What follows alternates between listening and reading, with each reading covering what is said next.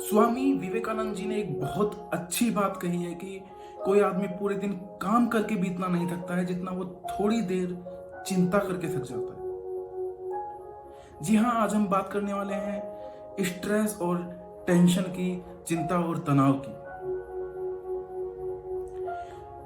एक बार एक शिक्षक अपनी क्लास में पढ़ा रहे थे, तो उन्होंने एक ग्लास को आधा पानी से भरकर अपने छात्रों को दिखाते हुए पूछा कि तुम्हें क्या दिखाई दे रहा है, तुम इसके बारे में क्या सोचते हो।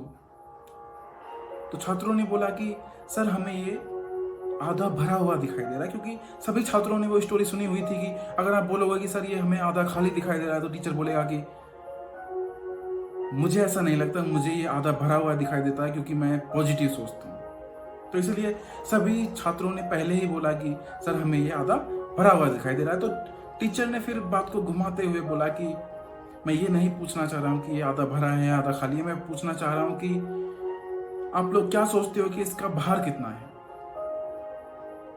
तो कुछ छात्रों ने कहा कि सर इसका भार थोड़ा सा है, कुछ ने कहा सर इसमें 100 ml पानी होगा, कुछ ने 150 ml कहा। तो टीचर ने कहा कि इसका भार कितना है ये इसके भार पे नहीं, इस पे निर्भर करेगा कि मैं इसको कितनी देर अपने हाथ में रखता हूं। अगर मैं इस ग्लास को केवल 1 या 2 मिनट अपने हाथ में रखता हूं तो इससे मेरे हाथ में पेन नहीं होगा, लेकिन अगर मैं इसको 1 से 2 घंटे अपने हाथ में रखता हूं तो मेरे हाथ में पेन स्टार्ट हो जाएगा, दर्द स्टार्ट हो जाएगा।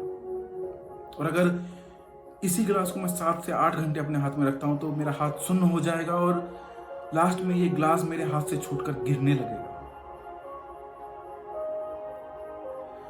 तो आप चिंता और तनाव की तुलना इस आधे भरे हुए ग्लास से कर सकते हो कि अगर आप थोड़ी देर के लिए भी चिंता करते हो तो वो आपके दिमाग में दर्द पैदा कर देगा, सर में दर्द पैदा कर देगा। और अगर आप पूरे दिन चिंता करते हो तो आपका दिमाग सुन्न हो जाएगा, काम करना बंद कर देगा।